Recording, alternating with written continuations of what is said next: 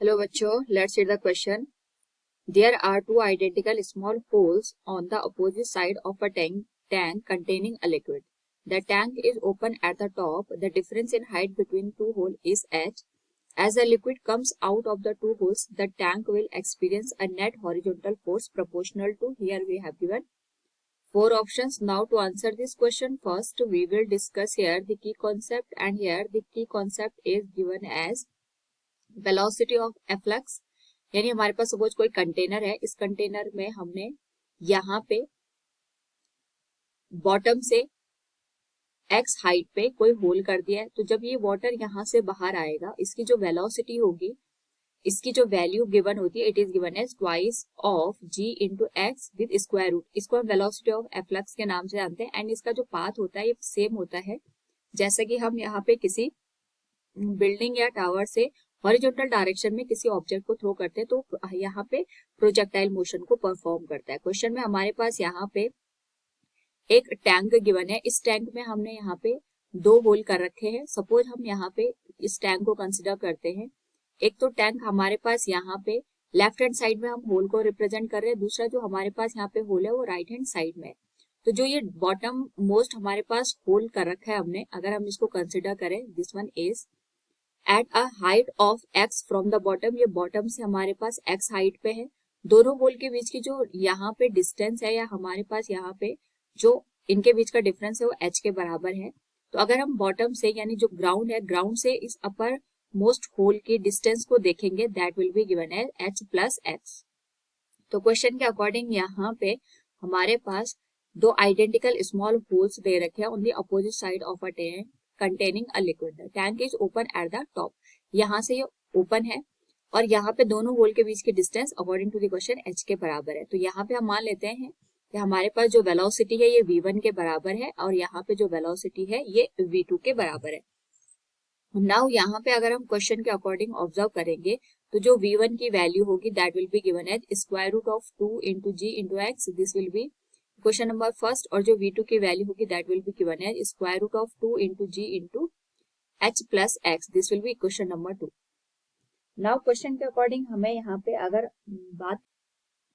हम बात करें, यहाँ पे हमारे पास जो टोटल वॉल्यूम आएगा, वॉल्यूम को हम यहाँ पे एरिया इंटू लेंथ से रिप्रेजेंट करते हैं। एंड लेंथ को अगर हम पर सेकेंड के रिस्पेक्ट में यहाँ पे ऑब्जर्व करें, जैसे हमने यहाँ पे लिखा volume will be given as area into length, और लेंथ को हम यहाँ पे रिप्रेजेंट कर सकते हैं वेलोसिटी इनटू टाइम के रिस्पेक्ट में। अगर हम पर सेकंड की बात करें, यानी यहाँ पे अगर मैं टाइम की वैल्यू 1 के बराबर पुट कर दूं, उस केस में हमारे पास जो लेंथ की वैल्यू होगी वो वेलोसिटी के बराबर होगी। यानी इसको मैं a इंटू बी भी लिख सकती हूँ, लेकिन कंडीशन याद रखें हम पर सेकंड की बात कर रहे हैं।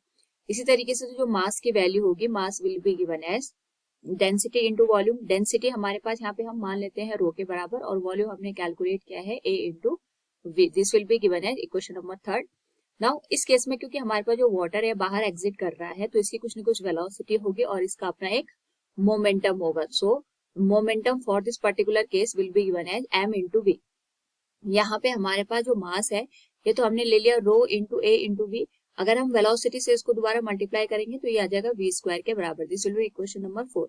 क्योंकि हमें यहाँ पे अकॉर्डिंग टू द क्वेश्चन ये बताना है कि जो हमारे पास लिक्विड से जो होल्स यहाँ पे हमारे पास बाहर एग्जिट करेगा liquid, the tank will experience a net horizontal force. हमें फोर्स की वैल्यू कैलकुलेट करनी है। एंड जो न्यूटन का सेकंड लॉ है उसके अकॉर्डिंग अगर हम देखें तो जो मोमेंटम का चेंज होता है with respect to the time, that is force. तो अगर हम टाइम को 1 सेकंड के बराबर कंसिडर करें तो हमारे पास जो चेंज इन मोमेंटम आएगा that will be equal to the force. यहाँ पे अगर हम बात करें, हमारे पास जो मोमेंटम है दैट इज गिवन है रो into A into B square. इसको हम टाइम से डिवाइड करेंगे और टाइम की वैल्यू अगर 1 सेकंड रखेंगे तो हमारे पास जो वैल्यू आएगी that will be equal to force. Now यहाँ पे अगर हम ऑब्जर्व करें तो हमारे पास जो लोअर मोस्ट हमने होल कर रखा है, यहाँ पे according to the given condition हमने उसकी वेलोसिटी v1 कंसिडर की थी।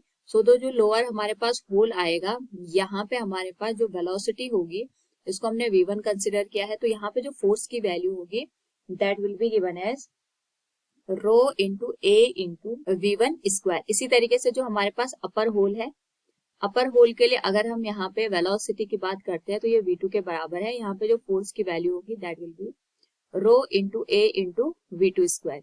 नाउ इन दोनों जो हमारे पास यहाँ पे कंडीशन में फोर्स का डिफरेंस होगा, क्योंकि दोनों अगर हम यहाँ पे ऑब्जर्व करें, एक में जो हमारे पास वेलोसिटी है इसकी डायरेक्शन लेफ्ट साइड होगी और यहाँ पे जो डायरेक्शन होगी वेलोसिटी की वो राइट हैंड डायरेक्शन होगी, यानी जो फोर्स की डायरेक्शन होगी दोनों की अपोजिट होगी। यहाँ पे v1 की वैल्यू अगर हम पुट कर दे तो v1 की जो वैल्यू है that is square root of 2gx और v2 की जो वैल्यू है that is square root of 2 into G into H plus X. तो ये आ जाएगा हमारे पास rho into A into square root of 2gx। इसको हम यहाँ पे अगर स्क्वायर रूट का यहाँ पे स्क्वायर करेंगे तो स्क्वायर रूट हट जाएगा, ये हट जाएगा 2 इंटू जी इंटू एक्स। इसी तरीके से यहाँ पे हमारे पास v2 की जो वैल्यू है इसके लिए वैल्यू पुट करेंगे तो ये आ जाएगा 2 into G into H plus x के बराबर। नाउ यहाँ से अगर हम नेट फोर्स की वैल्यू ऑब्जर्व करें तो नेट फोर्स की वैल्यू आएगी हमारे पास F2 माइनस F1 के बराबर, क्योंकि दोनों की डायरेक्शन अपोजिट है। वैल्यू पुट करेंगे तो यहाँ पे रो इंटू ए हमारे पास कॉमन आएगा दोनों में, ये बन जाएगा हमारे पास 2 इंटू जी को भी हम कॉमन ले लेते हैं, ये बनेगा हमारे पास h plus x minus x के बराबर। एक्स एक्स कैंसिल हो जाएगा और यहाँ पे जो नेट फोर्स की वैल्यू आएगी अगर हम उसको ऑब्जर्व करें that is 2 into rho into A into G into H के बराबर। तो यहाँ से अगर हम फोर्स की वैल्यू देखेंगे तो force is directly proportional to the H के है, वो हमारे पास यहाँ पे हाइट के डायरेक्टली प्रोपोर्शन में आ रहा है। So from the given option we can see here the correct relation will be F is directly proportional to H. Option B will be the right answer. Hope all you understood it. Thank you and best of luck.